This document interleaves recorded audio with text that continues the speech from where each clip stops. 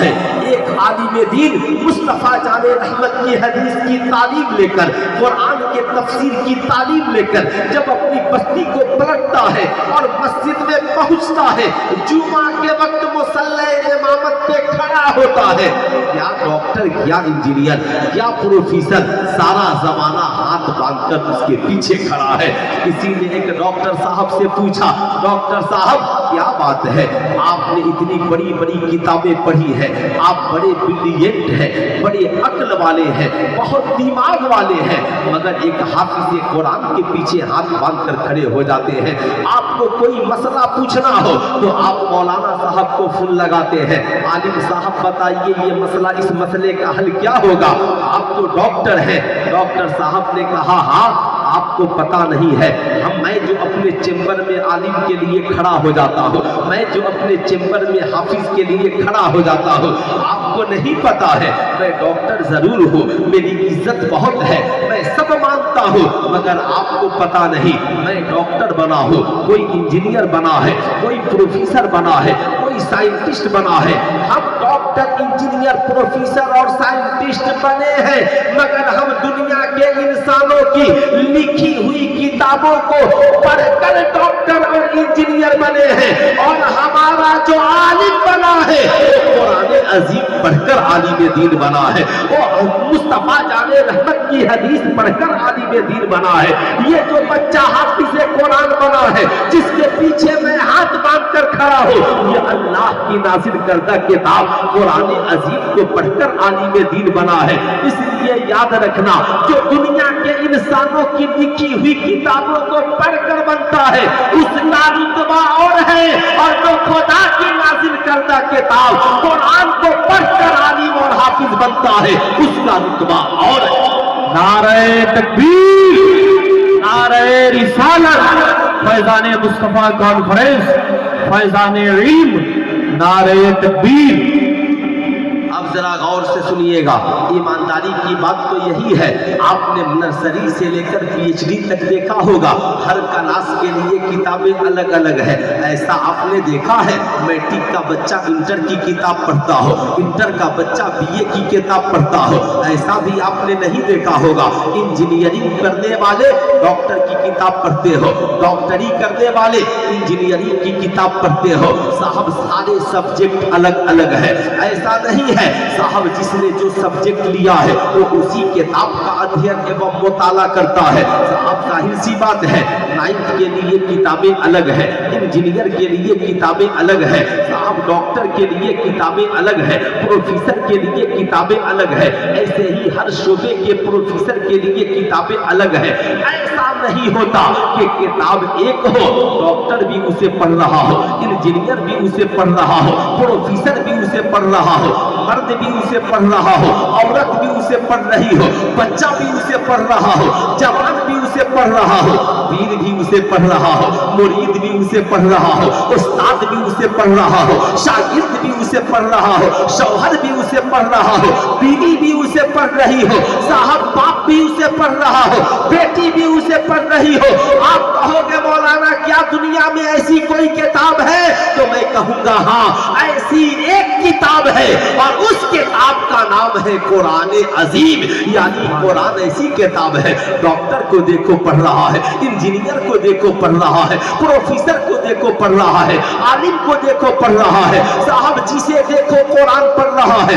پڑھنے والے انیک ہیں، کتاب ایک ہے، لیکن آپ پڑھنے والے سے پوچھئے سائنسداں آپ قرآن کیوں پڑھ رہے ہیں؟ وہ کہیں گے قرآن ریسرچ کا دروازہ کھولتا ہے، قرآن نے سب سے پہلے تحقیق پیش کی کہ انسان پیدا کیسے ہوا ہے، انسان کی پیدائش کی حقیقت کیا ہے۔ اس لیے ہم قرآن پڑھتے ہیں کہ قرآن کہتا ہے افلا یتدبرون القرآن، اے لوگوں قرآن رکھتے ہو مگر قرآن میں غور و فکر کیوں نہیں کرتے ہو؟ میں نے کہا कहा इंजीनियर साहब आप कुरान क्यों पढ़ते हैं? इंजीनियर साहब ने कहा मौलाना नहीं पता, मैं इंजीनियर जरूर हूँ मगर मैं इसलिए कुरान पढ़ता हूँ ताकि कुरान अजीम की तिलावत की बरकत से मेरा घर भी पुरनूर हो जाए और मरूं तो मेरी कब्र भी नूरुन अला नूर हो जाए। मैंने कहा डॉक्टर साहब आप कुरान क्यों पढ़ते हैं? कहा मौलाना नहीं मालूम, मैं जानता हूँ कि मरीज के लिए दवा की भी जरूरत है मगर कुरान की आयतें पढ़ ली जाए तो अल्लाह फरमाता है हुवा शिफाउन व रहमतुल लिल मोमिनीन, ये कुरान ईमान वालों के लिए शिफा भी है और ये रहमत भी है। अगर मैं कुरान पढ़कर प्रैक्टिस में लग जाऊं तो खुदा की रहमत की बरकत से इंशाअल्लाह आने वाला मरीज शिफा पाता हुआ नजर आएगा। मैंने एक बूढ़ी औरत को देखा घर में बैठकर कुरान की तिलावत कर रही है। मैंने कहा दादी जान खैरियत, इस उम्र में आप कुरान पढ़ रही है? इस उम्र में तो कोई पढ़ता लिखता नहीं है। बोल पड़ी मौलाना नहीं पता, अब इस बुढ़ापे में हर शख्स मुझसे दुआ की गुजारिश करता है। बेटा कहता है दुआ कर दीजिए, बेटी कहती है दुआ कर दीजिए, साहब घर वाले कहते हैं दुआ कर दीजिए। इसलिए अब मेरा कोई काम नहीं, मैं रोजाना कुरान पढ़ती हूँ ताकि कुरान की तिलावत की बरकत से ये घर भी रोशन हो जाए और मेरी दुआएं भी इसकी बरकत से खुदा की बारगाह में मकबूल हो जाए। मैंने कहा साहब आलिम साहब से पूछिए आप कुरान क्यों पढ़ रहे हैं? कहा मैं कुरान पढ़ता हूँ ताकि लोगों को इसके जरिया राह दिखा सकूं। मुफ्ती साहब आप? कहा मैं कुरान पढ़ता हूँ ताकि लोगों को फतवा बता सकूं। पीराने इज़ामात तो खानकाह का पीर कहता है मैं इसलिए कुरान पढ़ाता हूँ ताकि लोगों का दिल जो गंदा हो गया है इस कुरान की तिलावत की बरकत से साफ हो जाए। मैंने कहा हाफिज़े कुरान आप? कहा मैं कुरान इसलिए नौर करता हूँ ताकि रमजान का महीना आए, जमाना मेरे पीछे खड़ा हो और मैं खड़े होकर पूरे रमजान में एक खत्म तरावी में कुरान सुना सकूं।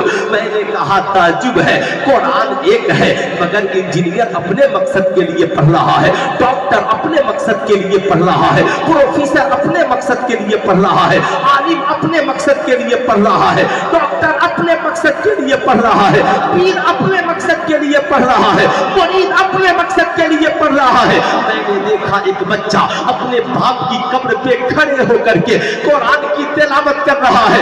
मैंने कहा शहजादे खैरियत कब्रिस्तान में क्या पढ़ रहे हो? कहा कुरान पढ़ रहा हो। मैंने कहा मकसद? कहा मेरा बाप इस कब्र में लेटा है, अगर मैं कुरान पढ़ूंगा तो इसकी तिलावत की बरकत से मेरे बाप की कब्र में रहमतों अनवार की बारिशें हो जाएगी।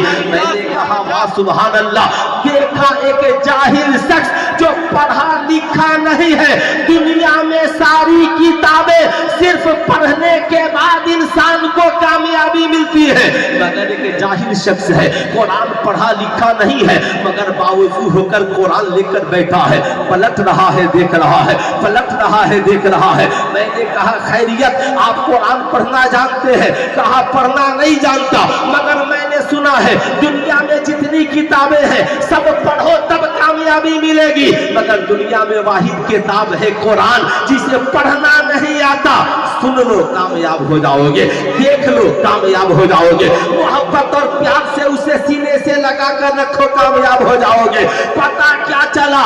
तन्हा जो किताब सबको कामयाबी की दहलीज तक पहुंचा दे उसी किताब को कुरान अजीम कहा जाता। नारे तकबीर, नारे रिसालत, अज़मत कुरान, मजहब इस्लाम, नारे तकबीर। इसलिए मेरे दोस्त आज हम कुरान रखने वाले हैं मगर कुरान पढ़ने वाले नहीं हैं। बताइए ईमानदारी से कितने लोगों के घरों में कुरान है? जरा हाथ उठाकर बताइए कितने के घरों में कुरान है? माशाअल्लाह क्या बात है, हाथ नीचे रख लीजिए। सबके घरों में कुरान।